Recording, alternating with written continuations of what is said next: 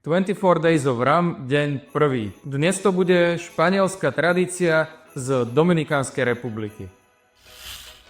V prvom okienku rumového kalendára 24 Days of Rum sa nachádza Patridom Selection Exclusiva.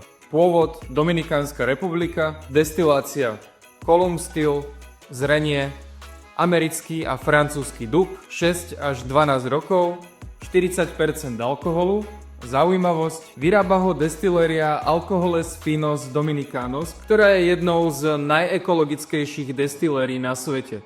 Dobre, poďme to teda ochutnať. Vo vôni je tento rum pomerne ľahký, sladký, viem si tam predstaviť nejaké sladké pečivo, nejaký karamel, čokoládu. Chuť úplne presne nadväzuje na tú vôňu, sladké, čokoládové, karamelové. Taký nenáročný rum, ktorý osloví pravdepodobne hlavne ľudí, ktorí s rumom začínajú. Ak 24 Days of Rum otváraš zároveň so mnou, daj mi vedieť do komentárov, ako ti táto vzorka chutila a zajtra sa nezabudni vrátiť pre nové video.